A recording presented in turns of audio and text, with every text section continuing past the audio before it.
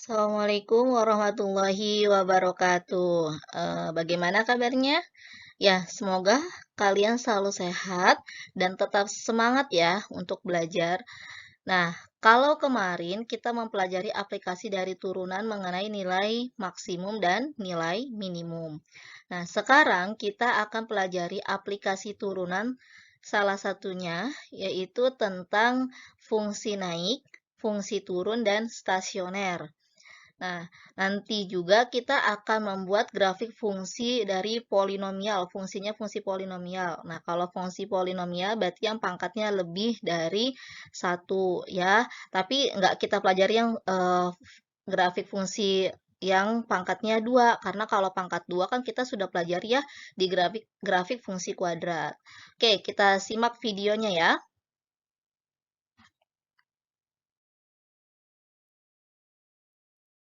Oke, kita ke fungsi naik, fungsi turun, dan fungsi diam atau stasioner.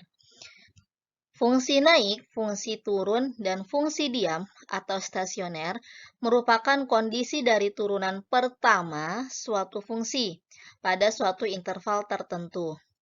Diberikan fungsi y sama dengan fx ya, jadi y ataupun nantinya fx dalam interval i dengan fx mempunyai turunan pada setiap x di dalam interval i. Nah, yang pertama ini, jika f aksen x, jadi turunan pertamanya lebih besar dari 0 untuk x anggota bilangan i, maka kurva fx ini selalu naik pada interval i. Ya, ingat-ingat, kalau f aksen x-nya lebih besar dari 0, maka kurva fx-nya selalu naik. Ya, kemudian jika f aksen x-nya kurang dari 0 untuk x anggota bilangan i, kurva fx-nya selalu turun ya. Kalau f aksen x-nya lebih besar dari 0, dia kurvanya selalu naik. Kalau f aksen x-nya kurang dari 0, dia kurvanya selalu turun ya. Kemudian kalau f aksen x-nya sama dengan 0, nah ini yang disebut sebagai stasioner atau dia fungsinya diam ya. Nah, yang keempat, jika f aksen x lebih besar sama dengan 0, untuk X anggota bilangan I, maka kurva fx-nya tidak pernah turun. Ya, f aksen x-nya lebih besar dari 0, dia kurvanya tidak pernah turun pada interval I. Kemudian yang kelima, jika f aksen x-nya kurang dari sama dengan 0 untuk X anggota bilangan I, maka kurva fx-nya tidak pernah naik pada interval I. Oke, biar kalian makin paham, kita langsung ke contoh aja. Ya, kita ke contoh ya. Diberikan fungsi fx sama dengan x pangkat 3 min 6x kuadrat plus 9x tambah 1. Tentukan interval x agar kurva fungsi fx yang pertama dia nilainya selalu naik, ya, yang kedua selalu turun. Ya, seperti yang tadi Ibu bilang, kalau untuk mencari nilainya si fungsi itu naik, turun, atau stasioner, kita cari turunan pertamanya, ya. Oke, kita jawab dulu. Kita cari turunan pertamanya dulu, f aksen x. Nah, ini kan x pangkat 3, berarti kalikan ke depan ya. Ini kan 1. 1 kali 3 berarti 3x-nya pangkatnya berkurang 1. Jadi, 3x kuadrat. Kemudian ini min. 6 kali 2, 12. X pangkatnya berkurang 1, berarti jadi min 12x. Kemudian yang plus 9x, x-nya variabelnya pangkat 1, berarti tinggal kita ambil koefisiennya aja, jadi plus 9. Nah, si 1 konstanta, kalau diturunkan hasil jadi 0, ya kan?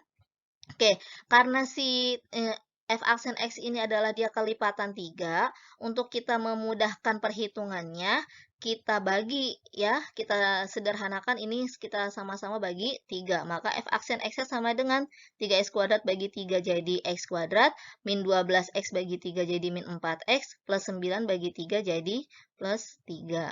Ya. Oke, yang pertama f aksen x-nya harus lebih besar dari 0, karena dia selalu naik ya. Maka di sini jadi x kuadrat min 4x plus 3 harus lebih besar dari 0 ya. Nah, kalau seperti ini berarti kita faktorkan dulu ya. Nah, kita buka kurung. Nah, buka kurung di sini. Nah, di sini x kuadrat berarti kalau difaktorkan jadinya X kali X. Nah, kemudian si 3 ini faktornya cuma satu aja kan? 1 kali 3. Nah, plus. Plus di sini ada dua kemungkinan kan? Plus kali plus atau min kali min. Lihat lagi tanda di depannya minus. Oh, berarti kita ambilnya yang negatif, min sama min. Ya. Nah, kemudian ini X min 1. X min 1 ini berarti X-nya berapa? X-nya sama dengan 1. Nah, terus yang X min 3, X-nya berapa? X-nya 3. Nah, sekarang kita uji dulu nih, uji titiknya dulu. Kita buat dulu garis bilangan. Ya, titiknya adalah 1 sama 3. Ya kan, titiknya adalah 1 sama 3. Nah, ini buletannya buletan kosong. Ya, tidak bulatan penuh karena tandanya tidak ada tanda sama dengan. Oke, kita ambil titik ujinya dulu yang di sebelah kiri angka 1. Ya, nah, kita ambil yang bilangan bulat saja. Yang paling dekat dengan angka 1 yang mudah apa? 0 ya, X-nya 0. Nah, sekarang kita substitusi X sama dengan 0 ini ke si turunannya nih, yang ini aja. Ya, oke. Kita substitusi yang ada variabel X-nya diganti sama 0. Berarti jadi 0 kuadrat min 4 kali 0 tambah 3. Ini kan 0, 0 tambah 3, berarti hasilnya plus 3. Nah, 3 ini tandanya positif atau negatif? Positif. Berarti daerah yang di sebelah kirinya 1 itu nilainya positif. Nah, sekarang kita ambil antara angka 1 sama angka 3. Ambil bilangan bulatnya saja. Berapa? 2. Ya kan? Nah, kita ambil berarti X-nya sama dengan 2. Kita substitusi lagi ke si F aksen X. Maka jadi 2 kuadrat, ya kan? Min 4 kali 2 tambah 3. 2 kuadrat 4. Min 4 kali 2, 8. Ya kan? Berarti 4 dikurang 8. Jadi min 4 tambah 3. Hasilnya sama dengan min 1. Ah, ini tandanya positif atau negatif? Sudah jelas ya, terlihat jelas kalau ini negatif. Berarti daerah di antara 1 sama 3 ini adalah negatif. Ya. Nah, sekarang kita ambil titik uji yang di sebelah kanannya angka 3. Ada angka berapa? Ya, kita ambil yang mudah saja, yang paling dekat angka 4. Maka X sama dengan 4, kita substitusi lagi ke F aksen X. Berarti jadi 4 kuadrat min 4 kali 4 tambah 3. 4 kuadrat 16 min 4 kali 4, 16. 16 dikurangi 16. 0. 0 tambah 3. 3. Tandanya positif atau negatif? Positif ya. Nah, sekarang kita lihat nih dari garis bilangan ini. Karena dia dimintanya lebih besar dari 0, berarti yang mana? Iya, yang sebelah kirinya 1 dan sebelah kanannya si 3, ya kan? Nah, ini kan, maka intervalnya adalah X-nya kurang dari, kan kalau sebelah kiri berarti kurang dari 1 kan? Kurang dari 1, atau X-nya kurang dari, X-nya lebih besar dari, lebih dari 3, ya. Oke, nah sekarang kita ke yang B, selalu turun. F aksen X-nya kurang dari 0. Nah, kita lihat dari sini aja nih, mana yang dia lebih kecil dari 0. Lebih kecil dari 0 kan otomatis yang negatif ya. Nah, yang negatif itu berarti antara 1 sama si 3 ini, ya kan? Nah, ini nih antara ini. Berarti intervalnya adalah antara 1 sampai 3. Berarti 1 kurang dari X kurang dari 3, ya. Nah, ini bisa langsung kita cari sekaligus. Maka fungsi selalu naiknya X-nya kurang dari 1 karena di sebelah kirinya si 1, ya kan? Kemudian di sebelah kanannya si 3, maka X-nya lebih besar dari 3 untuk fungsi yang selalu naik. Nah, kalau fungsi yang turun berarti di antara 1 sampai 3. 1 kurang dari X kurang dari 3, ya. Ya, sekarang kita ke pengertian nilai stasioner dan titik stasionernya, ya. Misalkan C itu suatu bilangan pada daerah asal F. Nah, jika F aksen C-nya sama dengan 0, tadi kan stasioner itu kalau turunan pertamanya harus sama dengan 0 kan? Maka jika F aksen C-nya sama dengan 0, maka FC ya adalah nilai stasioner F pada X sama dengan C. Nah, pasangan si C dan FC ini dalam suatu koordinat yaitu titiknya C, FC disebut sebagai titik stasioner. Ya, jadi nanti tuh kalau misalnya kita sudah turunkan tuh turunan pertamanya, kalau mudahnya gini deh, kita turunkan, hasilnya sama dengan 0 kan turunan pertamanya. Nanti kita dapat nilai X-nya. Nah, X-nya itu sebagai si C-nya ini nih. Nah, nanti disubstitusi ke nilai si F. Gitu. Jadi kalau misalkan Ibu ganti C sama dengan X ini jadi X, Fx nantinya gitu ya. Nah, itu disebut sebagai titik stasionernya. Nah, istilah lain untuk titik stasioner ini adalah ada yang nyebut titik kritis, ada yang nyebut titik balik, ada yang nyebut titik belok, ada yang juga yang nyebut titik ekstrim atau titik optimum. Ya. Oke, kita ke contoh titik stasioner ya. Tentukan nilai stasioner dan koordinat titik stasioner fungsi fx sama dengan sepertiga x pangkat 3 plus setengah x kuadrat min 6x plus 8. Oke, tadi yang sudah Ibu bahas, kalau mencari nilai stasioner maka turunan pertamanya sama dengan 0. Maka f aksen x-nya sama dengan 0. Ya, oke, kita cari turunan pertamanya. Ini kan sepertiga X pangkat 3, berarti 3-nya kalikan ke sini kan. 3 kali sama sepertiga. Nah, 3-nya nanti kan dicoret, tinggal koefisiennya 1 kan. Kemudian X-nya pangkatnya berkurang 1, berarti jadi X kuadrat. Berarti jadi X kuadrat, ya. Kemudian plus setengah kali X kuadrat. 2 kali setengah, 1, ya kan. X pangkat berkurang 1, berarti jadi plus X. Kemudian min 6x, ya kan, berarti turunannya adalah tinggal kita ambil koefisien aja, min 6 sama dengan 0 ya. Nah, kalau udah begini berarti kita faktorkan kan. Nah, ini x kuadrat berarti jadinya x kali x, kemudian min 6 faktornya itu berapa aja? 1 kali 6 atau 2 kali 3 kan? Nah, mana di antara 1 kali 6 atau 2 kali 3 yang hasilnya misalnya dijumlahkan atau dikurangkan hasilnya sama dengan 1? Ya, yang 2 kali 3. Maka kita tulis aja dulu di sini, 2 sama 3. Kemudian minus. Minus itu kan berarti satunya plus, satunya min.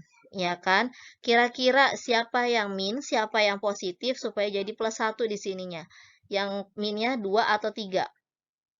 Iya, 2 ya. Di sini minus 2, di sini plus 3. Karena negatif 2 tambah 3 jadinya plus 1. Jadi di sini min 2 sama plus 3. Nah, ini X min 2 sama dengan 0. Maka X-nya berapa? X-nya sama dengan 2. Nah, kemudian X plus 3. X plus 3 berarti X-nya sama dengan min 3. Ya. Oke, untuk X sama dengan 2, maka nilai stasionernya berapa sih gitu kan. Nah, X sama dengan 2 ini kita substitusi ke nilai si fx ini. Jadi semua yang ada variabel x-nya pada fx, maka kita ganti sama si 2 ini. F2 sama dengan, nah, sepertiga kali 2 pangkat 3 ditambah setengah dikali 2 kuadrat min 6 kali 2 tambah 8. Ya, oke, F2 sama dengan 2 pangkat 3, 8. Ya kan, berarti F2 sama dengan sepertiga dikali 8. Plus setengah kali 2 kuadrat, berarti setengah kali 4. Min 6 kali 2, min 12. Plus 8. Ya, nah ini berarti sepertiga kali 8 jadinya jadi 8 per 3. Kemudian ini setengah kali 4 bisa kita coret kan ya. Nah, ini 4 dibagi sama 2, ya kan? Berapa? Plus 2. Min 12 tambah 8, min 4. Ya, berarti jadi 8 per 3 dikurang 2, ya kan? 8 per 3 dikurang 2, 2 kurangin 4. Nah, kita samakan penyebutnya. F2-nya sama dengan 8 per 3 min, ya, 6 per 3. Samakan penyebutnya kan sama aja dengan 2 per 1 ya. Ini. Oke, tinggal 8 kurangin 6. Jadi, F2-nya sama dengan 2 per 3. Oke, berarti untuk X yang nilainya sama dengan 2, nilai stasionernya adalah 2 per 3. Ya. C-nya yang tadi C itu adalah si X-nya ini nih, si 2 ini nih. Nah, FC-nya itu adalah hasilnya 2 per 3 ini. Ya. Nah, sekarang untuk X sama dengan min 3 yang ini sekarang. Untuk X sama dengan min 3, maka nilai stasionernya sama. Kita substitusi ke si Fx kayak tadi. Berarti F min 3 sama dengan sepertiga dikali min 3 pangkat 3 ditambah setengah kali min 3 kuadrat, min 6 kali min 3 plus 8. Ya, berarti F min 3 sama dengan min 3 pangkat 3, berarti min 27 kali sepertiga, berarti sepertiga kali min 27. Min 3 kuadrat, 9, berarti setengah kali 9. Min 6 kali min 3 plus 18 plus 8 ya. Oke, ini kan min 27 bisa sama 3 bisa kita coret ya. Ya kan min 27 sama si 3. Hasilnya adalah min 9. Min 9 tambah 18 berapa? Min 9. Min 9 tambah 18, 9. 9 tambah 8, 17. Berarti ini setengah kali 9. Jadinya F min 3 sama dengan 9 per 2. Ya kan? Setengah kali 9. 9 per 2, tadi ini min 9 tambah 18, 9, 9 tambah 8, jadi plus 17. Nah, ini kan 9 per 2 ini, biar mudah kita jadiin pecahan campuran deh. 9 bagi 2 hasilnya berapa? 4, tinggal sisa 1, berarti 9 per 2 itu nilainya adalah 4,5 ditambah 17. Nah, ini kayak cara yang kemarin ya, kita hitungnya bilangan bulatnya aja, 4 tambah 17 berapa? 21. Ada pecahannya setengah, berarti jadi 21 setengah. Berarti untuk yang nilainya X sama dengan min 3, nilai stasionernya adalah 21 setengah. 21 1 per 2. Oke. Nah, maka di sini fungsi F-nya itu mempunyai nilai stasioner. F min 3 sama dengan 21 setengah. F2 sama dengan 2 per 3. Nah, titik-titik stasionernya itu adalah untuk min 3 dulu yang ditulis dulu ya. Min 3,21 setengah dan yang si 2, 2,2 per 3 gitu ya. Jadi ini adalah nilai ini adalah titik-titik stasionernya dan nilai stasionernya itu adalah yang ini. Ya. Ya, sekarang kita ke menggambar sketsa kurva fungsi polinomial. Ya, yang namanya polinomial berarti dia suku banyak. Ya, pangkat variabelnya itu lebih dari 1, bisa 2, 3, dan seterusnya. Tapi di sini Ibu lebih ke yang pangkatnya lebih dari 2. Karena kalau pangkatnya 2, itu kan kita udah pelajari di grafik fungsi kuadrat. Ya kan? Oke, lukiskan sketsa kurva fx sama dengan x kuadrat min sepertiga x pangkat 3. Nah, ini langkah yang pertamanya adalah kita mencari titik potong pada masing-masing sumbunya. Ya, nah, menentukan titik potong pada masing-masing sumbu. Yang pertama titik potong pada sumbu X. Kalau titik potong terhadap sumbu X berarti Y-nya sama dengan 0. Y ini sama aja dengan fx ya. Nah, berarti ini sama dengan 0. Kalau Y-nya sama dengan 0, maka jadi X kuadrat min sepertiga X pangkat 3 sama dengan 0. Ya, nah kemudian ini kan ada X kuadrat, yang ini X pangkat 3. Sama-sama ada X pangkat berapa? Sama-sama ada X pangkat 2. Jadi kita keluarkan aja dulu X pangkat 2-nya. Ya, kita faktorkan. Nah, ini tinggal sisa apa? Di sini kan X kuadrat nih. Udah dikeluarkan X kuadrat, berarti tinggal sisa. Ya, tinggal sisa 1. Ya kan, X kuadrat kali 1 jadi X kuadrat. Min, ini kan X pangkat 3. X kuadrat itu udah dikeluarkan, berarti tinggal sisa X pangkat berapa? X pangkat 1. Nah, sama si koefisiennya sepertiga. Berarti jadi min sepertiga X sama dengan 0. Ya, nah sekarang kita masing-masing mencari nilai si X-nya. Untuk si X kuadrat dulu nih, berarti X kuadrat sama dengan 0. Ya kan? X kuadrat sama dengan 0. Udah pasti otomatis X-nya nilainya sama dengan 0. Ya kan? Kemudian yang ini, 1 min 1 per 3X sama dengan 0. Ya, 1 min sepertiga X sama dengan 0. Nah, ini kalau misalnya itu kan kalau 1 sama dengan sepertiga X-nya pindah ke sebelah sini ya. Nanti kali silang 1 kali 3. Maka nanti kita dapat nilai X-nya sama dengan 3. Jadi yang pertama adalah X-nya 0 sama X-nya 3. Y-nya 0, X-nya 0, Y-nya 0, X-nya 3. Berarti titik potongnya adalah 0,0 dan 3,0. Ya.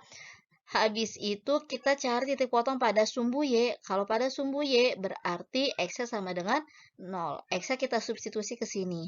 Maka fx-nya atau Y-nya sama dengan 0 kuadrat min sepertiga kali 0 pangkat 3. Udah pasti 0 ya. Y-nya sama dengan 0. Maka titiknya adalah 0,0. Udah, satu ini aja. Ya. Ya, kalau tadi itu kita mencari titik potongnya dulu kan pada masing-masing sumbu. Nah, sekarang tahapan yang kedua yaitu kita menentukan titik stasionernya. Ya, nah menentukan titik stasioner. Nah, rumus fx-nya itu kan x kuadrat min 1/3 x pangkat 3. Nah, untuk menentukan titik stasioner tadi Ibu bilang apa? Cari turunannya dulu kan. Turunan pertamanya harus sama dengan 0 atau f aksen x sama dengan 0. Nah, di sini Ibu tulisnya y aksen x sama dengan 0. Oke, x kuadrat turunannya berarti 2 kali 1 kan. Jadi 2x. X-nya pangkatnya berkurang 1. Jadi 2x min 1/3 x pangkat 3. Berarti 3 dikali sama 1/3. 3-nya dicoret, tinggal koefisiennya 1. X-nya pangkatnya berkurang 1. Jadinya min x kuadrat sama dengan 0. Ya. Nah, kalau begini, kita faktorkan. Mana yang sama? Ada yang sama tidak? Sama-sama ada x. X-nya berapa yang kita keluarkan? 1 aja. Ya, berarti ini X kita keluarkan. Nah, ini kan 2X. X-nya sudah dikeluarkan yang ini nih. Ya, berarti tinggal sisa apa yang belum ditulis? Tinggal sisa 2. Berarti dikali 2 kan X kali 2 jadi 2X ya. Nah, ini min X kuadrat. Ya kan? X-nya sudah dikeluarkan 1 berarti tinggal kurang berapa? Tinggal sisa min X sama dengan 0. Nah, berarti ini X sama dengan 0, ya kan? Yang pertama ini. Berarti X-nya sama dengan 0, udah jelas. Nah, yang ini 2 min X sama dengan 0, maka X-nya sama dengan 2, ya kan? Pindah ruas. Ya, jadi X sama dengan 2. Nah, sekarang kita mencari titik-titik stasionernya. Yang pertama untuk X yang sama dengan 0. Kita substitusi ke si Fx ini ya. Berarti F0 sama dengan 0 kuadrat, ya kan? Min 1/3 dikali 0 pangkat 3. Udah pasti ini hasilnya jawabannya adalah 0, ya kan? Karena dia 0 semua. Oke, sekarang untuk yang X-nya sama dengan 2. X sama dengan 2 kita masukkan ke Fx lagi. Berarti F2 sama dengan X-nya kita ganti sama 2. Berarti jadi 2 kuadrat min 1/3 dikali 2 pangkat 3. Ya kan? Berarti F2-nya sama dengan 2 kuadrat itu nilainya 4. Kemudian min 1/3 dikali 2 pangkat 3. Berarti 2 kali 2 kali 2. 8 dikali 1/3. Berarti jadi min 8/3. Nah, kalau sudah seperti ini berarti disamakan penyebutnya. Ya kan? Kita samakan penyebutnya sama-sama jadi 3. Berarti ini 4 kali 3 ya. 4 kali 3 berapa? 12/3. Min 8/3. Hasilnya sama dengan 4/3. Berarti titik-titiknya adalah ini. X-nya 0, 0, X-nya 2, 4/3. Oke. Berarti titik ekstrim atau titik beloknya itu adalah 0,0 dan 2,4/3. 4/3 itu berarti sekitar 1/3. Berarti 1 koma ya. Sekitar 1 itu. Nah, sekarang kita buat grafiknya ya. Nah, grafiknya adalah seperti ini. Tadi kan titik potong terhadap sumbu X-nya itu masing-masing 0,0 sama 3,0 yang tadi awal itu kan. Nah, ada ini kan. Nah, terus kalau titik potong pada sumbu Y sama 0,0 juga. Terus kita menentukan titik stasioner. Titik stasionernya ini adalah artinya titik balik atau titik belok atau titik ekstrim yang tadi Ibu bilang. Ada beberapa nama ya kan. Pertamanya 0 nih, 0,0 ya kan. Yang pertama ini nih, 0,0. Dia kan awalnya dari atas. Kemudian turun, belok, naik lagi ke atas, ya kan? Nah, berarti ini titik beloknya nih, 0,0. Dan 2,4/3. Nah, 2, ini X-nya 2. Nah, ini sini kan lebih dari 1, ya kan? Lebih dari 1 dikit gitu. Nah, ini berarti 4/3. 1/3. Ini belok, jadi dari atas, dia belok di titik 0,0, naik lagi ke atas, belok lagi, turun ke bawah. Ya kan, ini.